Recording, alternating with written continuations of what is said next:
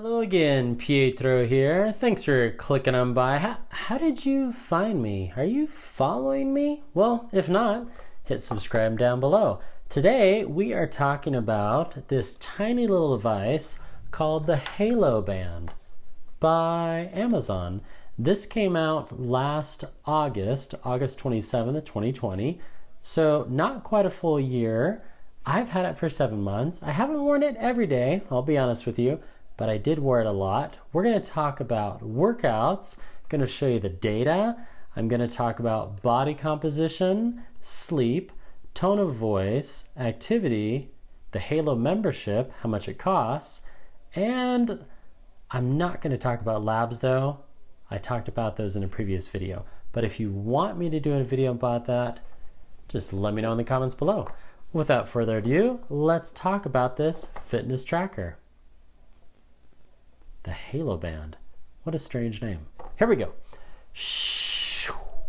When you wear the Amazon Halo to bed, it keeps track of your body temperature. So I go to sleep and scroll on down all the way to the bottom. Sleep temperature, not a full degree warmer than previous. And then I can go to that. So it establishes a baseline. You have to wear it for several days. And you can tell if you're getting too warm or too hot during the night. And this could be an indicator of whether you're getting sick. Or maybe there's something else going on with your body or your room. So there's the baseline. You can see plus or minus 4 degrees. And most of the time it is pretty much just kind of even kill. Except for on Monday, when I was quite sick, I was a lot warmer. Over the week, it's become more, subtle changes, which normally that's what it should be. So if we go to previous week, you can see a couple dips. Actually, I was kind of sick last week, and they're just, so this would be a healthy week for me, whereas in May, I've been sick on and off, and we have fluctuations. A nice feature how Halo can measure changes in your body's skin temperature while you're sleeping. And this corresponds with temperature readings that I get with the Garmin Tactix Delta, which also measures not necessarily skin temperature, but the temperature of your body when you're wearing the watch. And when this fluctuates, so does this. So there you go. Verified. Now, as far as the accuracy, well, if it corresponds with Garmin, I would say the accuracy is pretty good. So there you go, skin temperature. And I did put chapter shortcuts down below if you want to jump around. I'll add the chapter shortcuts after I upload this. Subtle touch on charging the device. As soon as the clamshell is done charging it, it turns green, so that's cool. It just comes right out. And now it's ready to go back into the band and back on my wrist. And also, right on your phone as well, you get notified, band battery charge, you're good to go. And that was 26 minutes ago, so slightly overcharged, but not too bad. And Apple Watch does the same. Not all smartwatches notify you, or not all fitness devices notify you when they're fully charged. So nice feature that Amazon did that for their Halo tracker. And as far as the charging, it charged really quickly. I kept track of the charging stats. So I plugged it in at 9:10 and it was fully charged in just barely over an hour, so 71 minutes. So it charges, well, truth be told, it charges faster than the Apple Watch and lasts about 3 days longer. So nice perk again for that battery life. And then on my pros and cons for this device, the pros have really not changed much. I did add that no distractions during the day is really nice. It does not buzz, beep, it does not flash bright lights. 7 months later, the battery life is almost the same, 5 to 6 days. And there are a lot of fun activities that you can do within the app. I think I talked about that before, so I won't regress. Anyway, let me know if you want to know more about this. Oh, there was one more thing. Let me show you that in the app. There we go. That's better. Right at the glance, when you're on the main screen, you have the sleep data right there, and it gives you a summary with your score. And then it goes into more detail where you have time asleep, time to fall asleep, time awake. And this is all automatic with this tiny device. I did a pre-order last year. I think it was around November when I got this Amazon Halo. So the band is really soft. You know, it's kind of this fabric material. And then there's these little plugs that just snap right in, and then you just wear this on your wrist. There's a heart rate sensor, has a built-in accelerometer. There's no lights, there's no buzzing, there's no notification, and I like it. It's quite accurate, to be honest. The only thing I wish it had, I do wish it did have a small LED screen for telling the time when it was on your wrist, but I like that it doesn't bother you. There's no beeping, it doesn't make sounds, it's water resistant. It does not accurately track workouts per se, but more the energy and calories burned and your heart rate during the activity. So if you're looking for a device that's going to that's going to accurately track your workouts, the Amazon Halo is probably not for you. I think this is a really great beginner device for anyone wanting to dive into that realm of fitness tracking, and especially sleep tracking. It not only tracks your sleep, but it also does a really good job providing analytics, and also it dives into that third aspect of sleep coaching. And again, it's really comfortable to wear around your wrist. You know, you just slide it on like that. The bands come in medium, small, large, and extra large. And since this was released almost 6 months ago, actually it might be 7 months now, the device has third-party bands, and Amazon released some other bands. So there you go. That's how it looks on your wrist. Really comfortable. I have tried wearing it in my pocket just for fun. It doesn't do heart rate, but it needs, you know, that swinging movement of your wrist when you walk to accurately track the stats. But for $65, it's pretty good. The first 6 months was free, and then there's a subscription. Lame. And that subscription is, let's see, $3 per month. So not too bad, not too bad. Anyway, let's switch back to the app and I'll show you more about the sleep analysis. So there's our fare, and then it tells you how the sleep score works. Each morning you receive a sleep score from 0 to 100, total fall asleep, all that summary stuff. And then as you scroll down, it gives you all those details. So here's my time in bed graph, and then it actually tells you what all that's about. If you're not getting a good night's sleep, this can be one number to watch. Going to bed before you're tired or spending too much time in bed watching TV on your laptop can make it difficult to fall asleep and sleep soundly. You know, I could not agree more, and that's why I've been unplugging, or trying to unplug, at least 30 minutes to 60 minutes before I go to bed.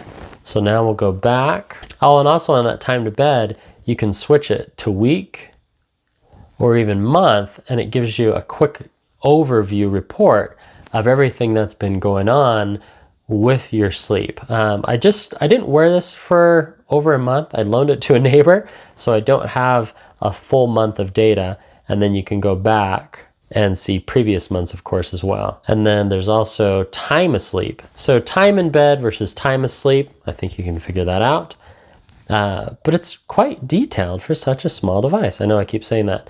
The REM, I find it to be pretty accurate when I compare it to other devices such as the Apple Watch and also the Polar Grit X, and I've compared it to this one, the Garmin Tactics Delta as well. And then heart rate accuracy, I feel the same. I think it's right in line with the other guys. Light sleep, there you go. I did not terribly last night. Normally I get more deep sleep in REM, so It might be because I'm still congested. You might hear that in my voice. And then time to fall asleep, really cool. I'm guessing it's using algorithms based upon the accelerometer, your movement, and also heart rate. So when you're moving around and then boom, you're stationary, and then it keeps track. Sometimes the fall to sleep is, a minute, and sometimes, I'm kind of restless and it takes a while for my heart rate to drop. And then of course, time awake while you're sleeping, so that's the red in the graph. And then sleep efficiency score, which is fun. This is the gamification. Plan your evenings better so you can get a higher sleep efficiency score, and then you make a game out of it. At least that's what I do. And I try to get a better sleep score each night. And then of course they have the week and month average. So 77, not great. I'm working on it. My excuse is I've been sick lately. So if we go back to the main screen, there's the activity points. So you want to get 150 activity points each week based upon lots of research that says you should be active 30 minutes a day for at least 5 of the 7 days. And then if I go back a week, I had 282 points last time, so that's good. And now it's saying I should go for 300. If I go back the week before, 382. And then as you scroll down, it gives you the intensity, moderate, light, or sedentary points. So if you're too sedentary, meaning you're just working and you're not getting up and moving throughout the day, just minimal movements, then you actually lose points. And that also means too much TV as well. That's sedentary. So these are the workout activities, and then it's all automatic. You don't push this button to start a workout. It just automatically bases a workout off movement. So here's an activity that I did on Sunday, just walking around. You have your heart rate, total duration, and then it gives you your points. And then if it misses an activity, you can add an activity as well, and you can change the activity as well. So you can do edit, and you can say, oh, this was cycling or baseball or dancing or golf or gymnastics. So you can keep track of your various activities through the app. So I'm just going to keep it as other and close that. But pretty good, and it counts steps through each activity, and it's always giving you this feedback about your activity. Regular physical activity has been shown to reduce stress and anxiety, as well as prevent chronic illness such as heart disease, diabetes, and stroke. So there you go. I've had this device for 7 months, and it's worn incredibly well. I mean, the band is a little softer, I would say, since I've got it, but it's never fallen out. So this little rubber insert that goes right into the band has held up really well, and I haven't had any issues with it. It's never malfunctioned, or if it did reset or restart on its own, I haven't lost data. Every night that I've worn it to sleep, it's tracked sleep, except for once I wore it in my sock and then it turned around so the heart rate wasn't against my skin. That was my stupid fault. The other really cool thing about the Amazon Halo, when you're wearing it, you forget it's there. It's so light, and it's just a little Velcro band. And kind of a weird thing, another thing that I really like about wearing it is I can wear devices next to it and it doesn't scratch the device. And because it's so narrow, I can fit 2 wearables on the same wrist. Kind of a weird pro, but if you test a lot of watches, sometimes you need to wear 2 devices at once. Or if I wear this on my right and another watch on my left, it doesn't look as weird because it just, fits in. And I've worn it both on the underside of my wrist like that, if that's more comfortable for you. Sometimes I'll do that just for fun. And I really like it. There are some advanced features of this device, such as the tone. And I've talked about that in another video. I tried it again and I didn't really like it. I didn't feel that it was really that useful for me. I mean, there's the tone, you can start update, it wears out the battery. I'm still getting a solid 5 to 6 days of battery life on this device. So if I go to settings, there's the battery info, 15%, but I don't use tone. And I never tried out the whole body measurement thing. I don't know, taking pictures of my body with my shirt off, then send it to Amazon. I wasn't really too keen on that, so I never did it. As far as the live heart rate, again, I feel the heart rate is pretty accurate. So here's the heart rate live. Somewhere on my left. If I go to my heart rate on Garmin, so live heart rate, 83,